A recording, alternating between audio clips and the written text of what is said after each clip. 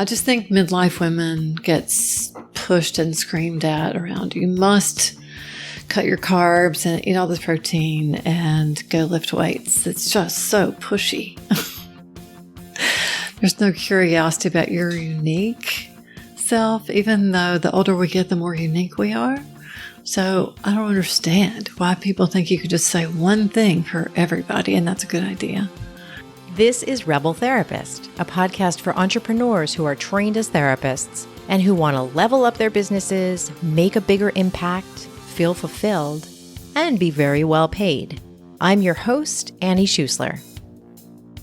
How can you create a business if you're a disruptor in your field? Well, actually, if you've got a unique voice and you're finding yourself pushing back against most others in your field, that could be a wonderful thing for your business. Today's guest has carved out an important space right at the intersection of the body liberation and pro-aging movements. And she's pretty much on her own as a leader in that space. Meet Deb Benfield, a nutrition and body relationship coach with over 35 years of experience working with women to heal their relationships with food, eating, and their bodies.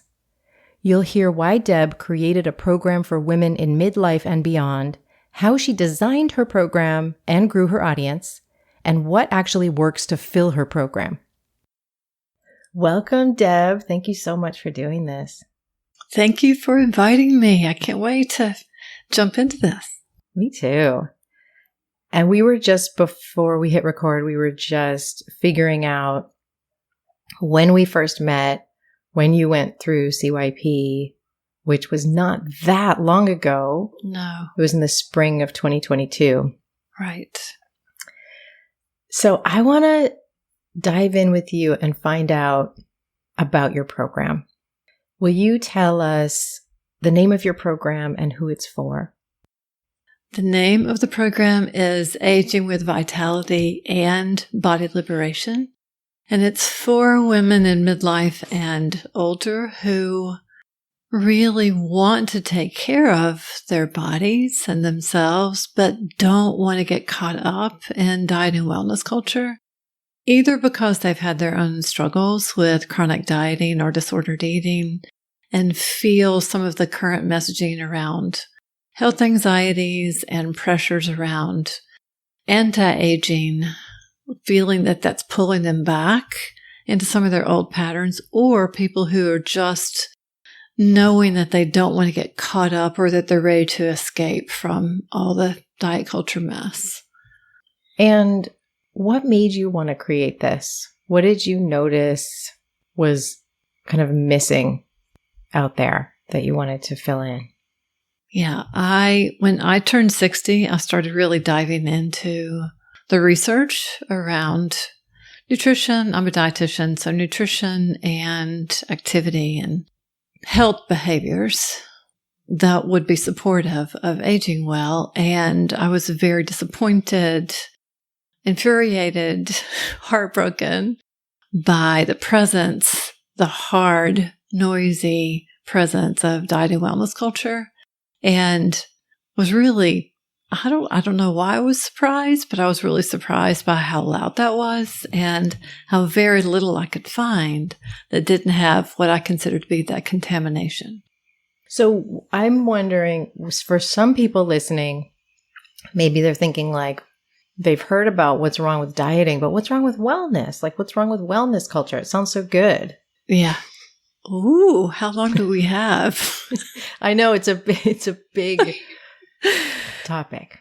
Yeah. Well, I think it's interesting that people do have some awareness that dieting doesn't work, with work in quotations, that if what you're after is managing your body size and shape, people are starting to understand the data is very strong that that's actually harmful over time and creates more problems. And there's a lot to say about that. And so because of that, I think what's happened is diet culture is being rebranded. So the way I talk about it is the same bullshit with glitter on top. It's just really the same messaging around rigid rule set regarding how you nourish yourself and how you move your body that causes so much like guilt and shame and getting in your head and getting really lost and really disconnected from your own body. It's really all the same process, sadly. There's no flexibility. There's no curiosity about your experience. There's no honoring your own experience. And I'm sure you could get into wellness culture and keep it flexible, but it's seductive. It's hard to do that. Yeah. And the culture itself can be really toxic. Yes. And so you really come in at this intersection where you're speaking out against anti-aging, ageism, and you're speaking out against diet culture, wellness culture. Yes. Is anybody else at this intersection? I'm not finding Yeah. I'm not finding that yet. Yeah. What is that like? Well, I've been here before. I've been a dietitian for a long time, and way back when I first started in the late 80s, mid to late 80s, the concept that dieting is harmful wasn't talked about like it is now. So it's familiar to me, a little bit counter to the cultural messaging. So I'm not surprised, but I am hopeful that over time, I do think there is some groundswell around pro-aging. No question. That's a movement. That's happening. I just am sad to see that there's so little body diversity, and it feels like there's still pressure around remaining very thin. And there's a lot to say about that. I think that's because of the social collateral that people feel like they lose when they age in the culture that we live in. And that if you can stay thin, you can remain somewhat more relevant. I think all that's not true, but I think that's the sense that people get. So there's more pressure to stay thin. And when I look at the pro-aging movement and the influencers, so to speak, there's a lot of thinness, and there's a lot of talk about dieting and wellness. A lot of talk about fitness. And when you speak up in those spaces, how's it received? It's interesting to me because I've spoken up in the body liberation community about ageism, and there's a lot of openness, like, oh, thank you so much for letting me know. I didn't even recognize that in myself, and I see it now, and yes, we need to be more inclusive. It's been wonderful. When I speak up in the pro-aging group, I don't really interact with the anti-aging folks, but the pro-aging community, there's a lot of defensiveness, what feels like white feminism, that same kind of, I think it's very much like white feminism. It's this fragility and this, like, well, my intentions are good. This defensiveness, there's not as much openness. And when you say white feminism, are you partly thinking about how, like, in white feminism, there can be this idea of, let's not change the whole structure. Let's just make things better for this one group? Yeah, and a defensiveness. Defensive, yeah. An unfortunate lack of curiosity. And I understand they're well-intended. We share the same pro-aging beliefs, and there's a fight, right? That we all have a sense that we have some work to do in our culture around pro-aging. And I just don't see an invitation to have all bodies represented there. And I think it would be really beautiful if we had a lot more body diversity. My experience, like on social media, is that there is more body diversity in other countries, but I'm not seeing it in the U.S. at all. Completely absent. I'm looking for it. You're seeing more body diversity in other countries in the pro-aging movement as well? Oh, cool. Yeah, I am. Okay. Yeah, there's much more, just more diversity there. And I look forward to that happening here. I think we just maybe can empower and invite some more folks to the table, which I would love to do. So then how, in creating this program How did you decide what to include, how to kind of put the program together, how long it was going to be? Yeah. How did you land on the process? Well, I've done groups since grad school. I've done groups of different kinds my entire career. So I have a sense of kind of how much to put in a session. And I'm sure I still have plenty to learn. I'm sure there's still things that I need to shift and change. But in about 8 weeks, which is how long my small group coaching program is, I think I know about how much ground we can cover. And of course, it depends on where a person is, because sometimes people are already well into understanding. They're like, perhaps they've done some intuitive eating work, for example, and then there are folks that are brand new to the concept. So I'm wondering what to do with that difference. And people can be overwhelmed by the concepts and need different things if they're in a different place. So I may need to make some changes with that. So now full disclosure, I'm in the program. I'm a participant in Deb's program. And so I love the pacing, and it feels like you do this thing where you give us a lot of the most important information and like the context, and then you leave a ton of room for us to explore, integrate, and discuss, rather than, I've been in programs where it feels like a fire hose, where it's just like, there's a ton of valuable information and I can't receive it all. Yeah. And there's no time to integrate. Like, it's just such an easy, understandable mistake that creators make sometimes. Oh, yeah. And it feels like, and I've done it, but it feels like in your program, there is spaciousness for, like, the point is not, let's just learn all of this information and memorize this information. The point feels like it's to process it and bring it into our lives. Yeah. Well, of course, I love hearing that, because I feel like I am constantly making that change. I think I've created more space with every iteration. Oh, interesting. So, yeah. So you've pared back a little bit on the content? Yeah. Oh. How did you notice? Well, I didn't like how it felt when I was presenting the information. I felt like I wanted to know how everybody was doing more. So I built in more space in that way. I haven't really changed the content. I've changed a little bit of the pacing of how I present the content so that I could be more in touch with participants. And so you've got it where there's a weekly group meeting, and then there's also a weekly Q&A. Yes. And people can submit questions if they can't make it, or even if they can make it ahead of time. Right, right. And how did you land on doing it that way?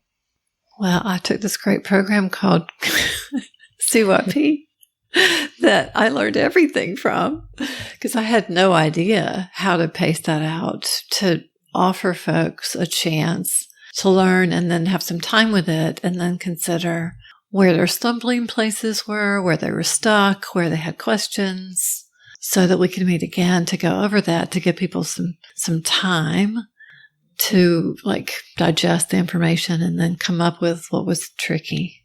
Yeah. So thank you. Well, thank you, Deb. And tell us a little bit about what the process is that you take people through, like kind of where we start. Yeah. And what the big chunks are. Well, the way that I think about this is that first you have to recognize, become aware of, and potentially start to dismantle your internalized ageism, and recognize it in the world and inside of you. And also at the same time, start to recognize all of your entanglement with diet culture rules, which I think actually percolates up through I think people become more and more and more aware the more they consider what's going on with themselves and their eating, the more they recognize, oh yeah, that's a rule too. And that's a rule too. I can't eat at a certain time. I can't drink calories. I mean, people start to recognize that they've got these rules that they've been living by. So first to start to do that piece, to dismantle that, and then how can you create a completely different way of relating to your body, nourishing yourself, moving, regulating your nervous system? How can you create a whole person caring set of like your own principles that you come up with from your life and your body that is still about caring for yourself, but it's from an internal place. It's from your internal compass, not from an external rule set. So there needs to be both of those. And I think the underpinning of this process is self-compassion and body practices and the group itself. The group itself is very powerful.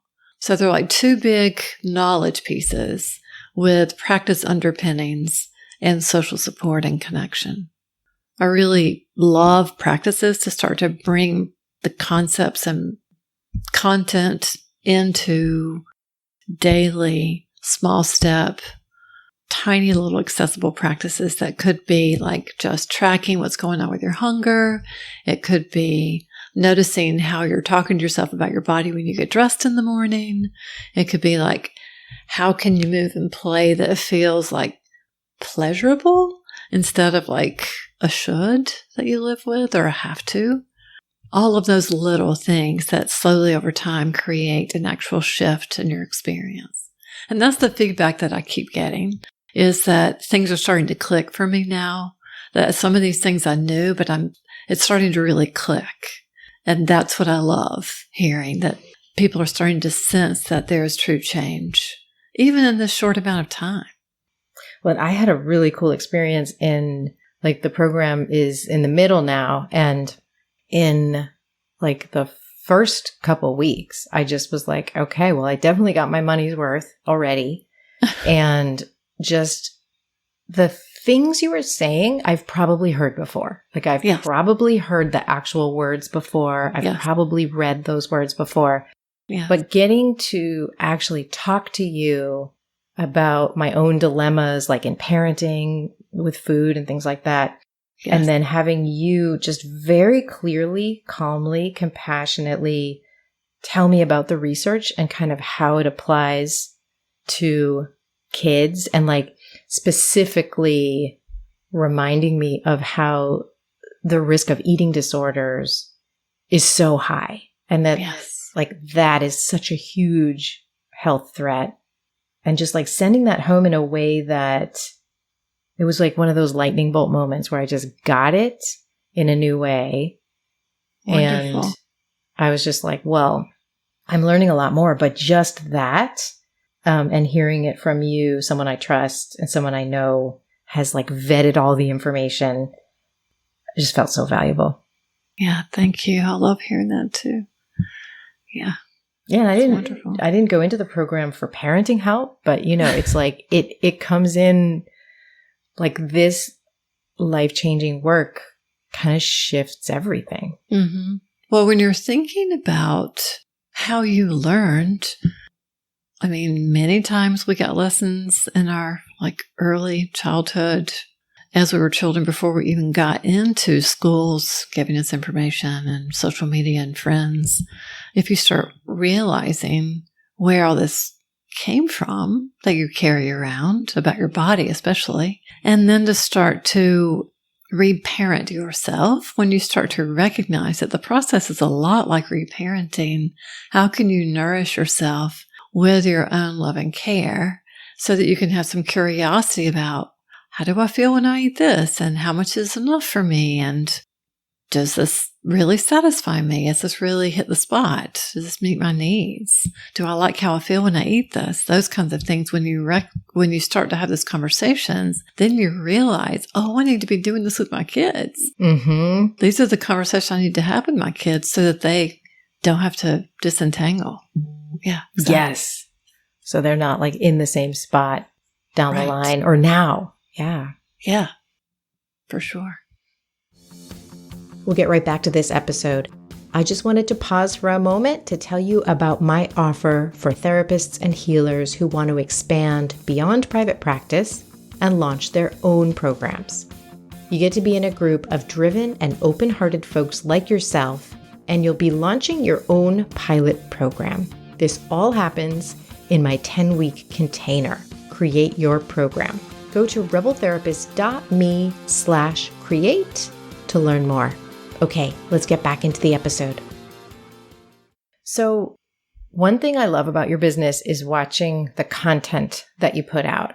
What is your process like in creating content week after week? Are you talking about like social media content and newsletters? Newsletter. I mean, you know, my bias would be towards the importance of newsletters over social media, but really all of it. How do you think about it? Well, I really tie those together. I try to be efficient when I'm writing content to use it in several different places. I'm sure I learned that from you.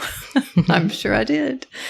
And I am a very spontaneous person. It probably depends a lot on like what I am hearing on social media that I want to counter, because there's a lot of that, like what's coming up, like the most recent Sports Illustrated cover of an 80-year-old woman's body. You know, there's lots of material happening every single week that elicit lots of thought and conversation.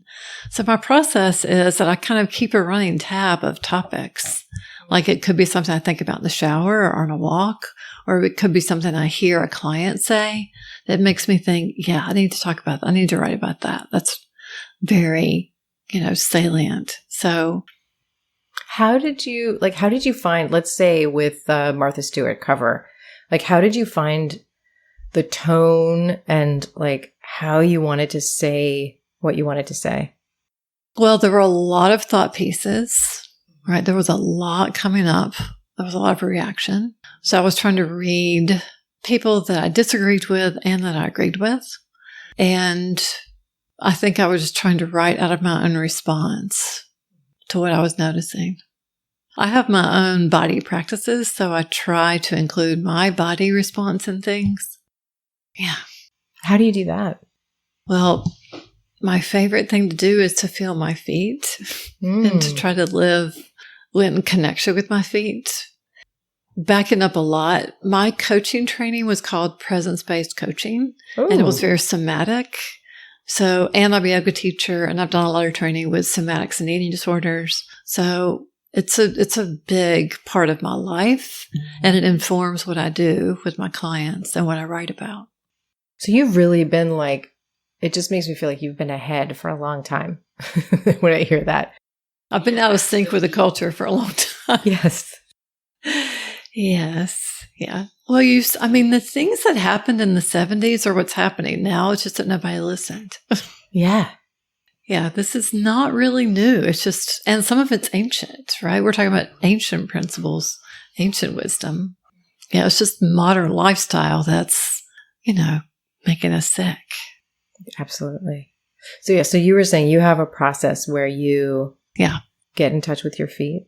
Yeah. And when I feel my feet, now I've done this for so long, and I learned this in presence-based coaching, because I do it before clients, before I do anything. It's part of my practice is to feel my feet. And I've done it for so long that my body actually does this thing where I take a deep belly breath and my shoulders drop and I soften my face, and it all happens without thought. It's like a body response. Yeah. So it brings you like into being embodied. Yes. And so I can read what's going on. I can have enough access to myself because I'm not, or try to be, not dysregulated, so that I can sense what's happening. Yeah. So you do that as you're researching and then writing. Yeah. That's so interesting. I noticed that in like when you were talking about that cover in particular, I remember you being really just thoughtful. And I know there are these really positive things that people are experiencing around this. And I acknowledge that. And like, I want to add this to the conversation. Yeah. That's how most things are, right? There's the flip side, and the most obvious thing that when that cover came out, my first thing was like, whoa, that is so cool. And right. You just have to give yourself some time. But what about the pressure to look that way that you might feel when you're 80? Yeah. Yeah, exactly. So you have collaborations that you do with other creators. And I think that is so cool and so important and such an important way to grow a business. How do you find the people that you're going to collaborate with? And then how do you approach them and kind of figure out that strategy for yourself? I think because I'm a dietitian and the work around disordered eating is multidisciplinary. I mean, I've always worked with therapeutic partners. My first supervisor was a therapist. So I have always partnered with therapists for my work and maybe other kinds of folks too, like a yoga teacher. I also partnered with a yoga teacher before I became one. So I think I just recognize that I need a complement to provide what I really want to provide with participants and clients. I feel like people need some science stuff and some body stuff, and I think people get the best experience with more than one person. Mm-hmm. I think that is because of there's such a push, there's a dictate that you need to provide care as a team. Mm-hmm. So I just always have, like literally from the beginning of my career. What's a recent collaboration that you've done? So right now I'm doing a mini retreat with a therapist who is very similar to me when it comes to like being rooted in somatics and specialized with disordered eating clients. And she is much younger than me, but she's in this midlife place where she's recognizing that midlife women have a true need to be supported for this transition. So we're going to do a one-day retreat, like a 9-to-5 retreat, which I'm really excited about. Yeah, it sounds so fun. How are you co-creating it? Like, are you each taking different pieces of it? Are you creating it all together? We're creating it together. We blocked out the day so that we're taking turns. We each have like half responsibility for content, half responsibility for like an embodiment practice. And we've met several times, like over Zoom, because she doesn't live where I live. But my intention is to travel where she is so that we can be physically in the same place to present that day. Yeah. Because she's only a couple of hours away. It's not far. Oh, that'll be cool. Yeah. So it'll be nice for us to be in the same space, even though it's online for everybody else. Yeah. And then on the sort of business side of it, are you both promoting it to your own audiences? Yes. Yeah. Cool. We're both writing newsletters, and we're going to do a Q&A live. We did an Instagram Q&A and it did not go well. All of a sudden there were all these, what I would call creepers on there. Oh no. We're like, we'll see you later. And there was like, from now on, we're going to do like sign up with this link to go to a Zoom live. I wonder, I mean, that's always my preference too. Yeah. I've only done like a couple of Instagram lives, but what does that mean? Like creepers? Like, were they saying kind of nasty things in the comments? Yeah. Oh, like geez. Men making like, come on comments. So we didn't last very long. Oh my gosh. Yeah. It was not good at all. Oh, that's terrible. Yeah. So how did that happen? Yeah. So your audience, how big is your audience at this point? Like roughly how big is your email list? My email list has gone through such a transition because in the beginning I already had an email list, but I wasn't focused on aging. So it was more about body liberation, but not yes, so much. Okay. Exactly. So it has shifted and morphed over time. So people have dropped out that, it wasn't appropriate for. So it's become more narrowly niched, I would guess you would say. And so it's shifted. It's still about the same number. It's like 1,500 people, but it's a very different group of people. People have left and new people have come on. And so it's pretty steady at right around 1,500. Well, that makes me think it's going to grow if it stayed steady, even as you lost a lot of folks who didn't come in for the pivot. That's cool. So what was that transition like? That's a hard thing for people often, is making a pivot. Yes. A lot of times I hear people saying that they're afraid of disappointing people who aren't on board for the pivot, or they're scared, like they're just going to lose their audience. Like what happened for you? All of that. I mean, I was in CYP when I did that. So I think having your support and the support of the group kind of gave me a little bit more security around, okay, I'm just going to do this. Mm-hmm. I'm just going to jump in. And that's what I did. And it was not comfortable at all. And I'm sure I did disappoint people. Mm. Yeah. I was no longer the person for them. And I think there are people that have slowly stayed on and slowly kind of like, okay, I'm giving up. She's just going to talk about aging forever. Yeah. Yeah. Even though, the thing that is true for me right now is that women in their 30s are talking to me a lot about aging and their pressure. Yeah. I hear a lot of that. So some people may be hanging around because it applies. Mm-hmm. I think it was in my 30s that I really started thinking about aging, if not before. Yeah, that makes a lot of sense to me. There's a lot of pressure. Yeah. All the cosmetics and procedures probably starts in the 20s. Yeah, it's crazy. Yeah. Oh my gosh. I just heard an ad yesterday, Deb, that was like, oh, it made me think of your work.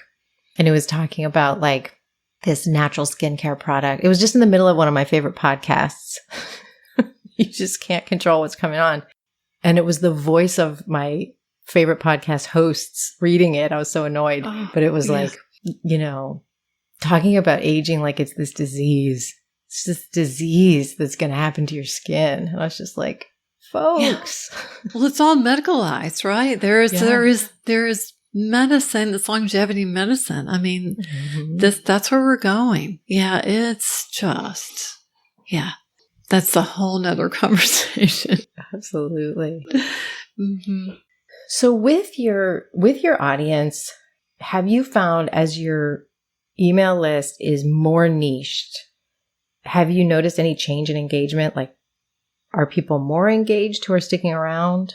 People are more engaged. And I think I'm writing that way too. I think I'm inviting more engagement because this is such people feel very alone. People feel very alone when they're not engaged in diet culture and when they're trying to be comfortable with their own aging. They really appreciate having a community. So I think that's why people are more responsive to emails.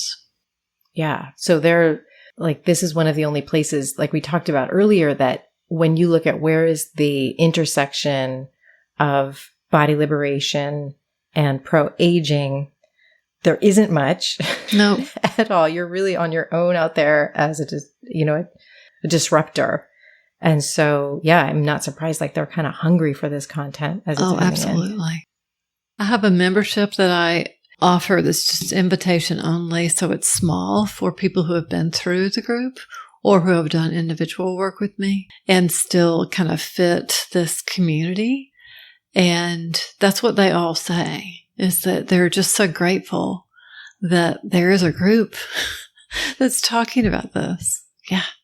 So what do you see as next? Well, actually, scratch that. We'll edit that part out. I have a different question. Okay. How do you find that your participants usually find you?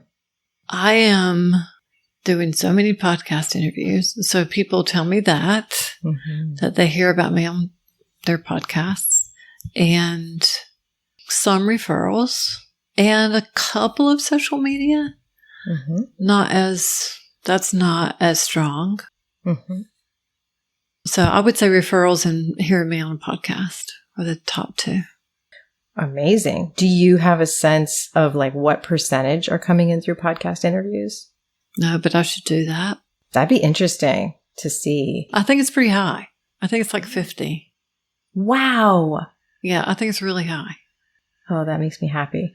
Do you use the process from Rebel Therapist to get those interviews? Oh, that makes me really happy. Yes. Because I like to make everything about me. No, but I'm just so happy that that's been supportive. Oh, everything. I mean, I don't know how much you want me to say about this, but I would have never done this. The way I found you was I was thinking I wanted to move things online and my business online. Not everything, but I'm headed in that direction. And a friend of mine recommended a business coach, and I reached out to her, and she asked me what I was thinking about, and I told her like a group or something online, and she sent me to your program. And this whole thing started that way. Yeah. Wow. And so CYP gave me what I needed to get started for sure. I don't know if I would have done this if I hadn't found you. Oh, I'm so happy to hear that. And doing these podcast interviews is a way that it makes sense. People get to be with you for a long period of time compared to other kinds of content and really have an intimate conversation with you. It's one way, but it's an intimate conversation that they get to listen in on. And I think that builds so much trust. Well, there's also these concepts I can't really do social media with the bullet points to talk about this. We need more time to get into the nuance. It's more complicated, more complex. Yeah. Well, and you come at things with nuance. So it makes sense that a longer conversation is really helpful. Yes. Yeah. What is next for you in your business? What are you excited about? Well, I'm doing a lot of writing. So I'm thinking there may be a book, but I don't have anything official to say about that yet. Okay. That's really exciting, especially we've been talking about how you're this disruptor carving out a new space. And that seems I've never written a book, not an expert on how to position that or anything. And yet it seems really clear that this would be a great time for a book from you.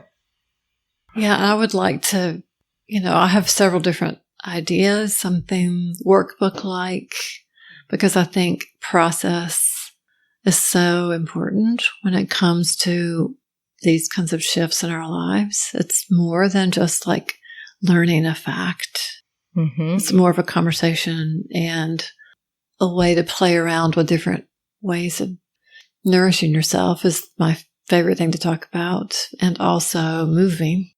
I just think midlife women gets pushed and screamed at around. You must cut your carbs and eat all this protein and go lift weights. It's just so pushy. Mm-hmm. There's no curiosity about your unique self, even though the older we get, the more unique we are. Yeah. So I don't understand why people think you could just say one thing for everybody and that's a good idea. I mean, do you think it's about there's a route to making money if we stay in that state? Yeah, I think capitalism. Yeah. Yeah. For sure. I mean, I think there have been a bunch of times where you've just pointed out when there's a piece of really just popular research out there, completely out of context, like something about, let's say, belly fat or something, where it's just out there, out of context, and we're told to freak out about belly fat. Yes. For example. And then the minnow belly. What's that? The minnow belly. That's what it's called. Okay. The minnow belly. And you come in and just break down what's really going on and what's missing from that research and what the fuller research says. And it's not very useful for people trying to sell stuff, right? No. For people who, I just feel like you being comfortable in your own body is a threat to capitalism, right? Yes. Mm-hmm. So, yeah, that's why it's rebellious. Yeah. Which I am very attracted to. Yeah. And I know it's, you and I both run businesses. So in a certain way we're within capitalism, and true. Your business is disrupting a whole industry that. Yes. Yeah. Several. Yeah. Yeah. Several. Mm-hmm. Several industrial complexes. Yeah. And so you're running I just like to put that in context. You're running this ethical micro business where you're helping people take control of their own destinies, their own health. Yeah. And that's the kind of business I love to support. Yeah. I appreciate you. Yes. Yeah. I love the women that want to do this. The women who come to this are just the most amazing. I love everything about what we're up to together and each of the women that come. Yeah. And I've noticed like from the inside, people get so vulnerable in there so quickly. Mm-hmm. Like from the first week, there's so much vulnerability. Agreed. I mean, and I think it's who you draw, and then there's something that you're doing to create a lot of safety. I don't know if you have like particular things that you know you're doing, or if it's just kind of your magic. I think all the training I've been doing with being trauma informed and really, I've just been doing this work for, more than 35 years. So I recognize what's important to help people feel like they can be vulnerable and safe, or vulnerable and brave, I should say. Yeah. Yeah. Yeah. And one thing I notice you doing is like you stay very embodied. I think that makes a big difference. Like you seem to stay really present and like flexible. And I think that we all respond to that as well. That's nice. Thank you. Anything that you want to say about like one of the changes that you most love seeing happen through your program? The things that I've heard, there are a couple of things that I hear people say that just light me up. One is feeling like they're not adversarial with their bodies anymore, that they feel a sense of partnership with their bodies, which is what is at the core for me. It's like to not be working on your body, but living in your body with some respect. To me, that's when people say that, I just like, that's it. That's it. Stay with it. Mm-hmm. And the other is relationship with food, to feel like there's a lot more flexibility and a lot less worry about trying to get it right. Yeah, those are my two faves. I love it. Thank you so much, Deb. Thank you for asking such great questions and for all of your leadership in this. Thank you. All right. That was awesome. Yay. Thank you so much. Yeah, I'm not kidding. I don't know what I would have done. To learn more from Deb, go to debrabenfield.com. That's DebraBenfield.com. I want to thank Ames Palms for editing this podcast. If you found this episode supportive, please do a couple of things. Share it with your favorite therapist or healer. That is absolutely the most important way we reach more people. And if you haven't already, please hit follow and give us 5 stars. That is so helpful to this podcast. And thank you so much for listening. I'll see you next time.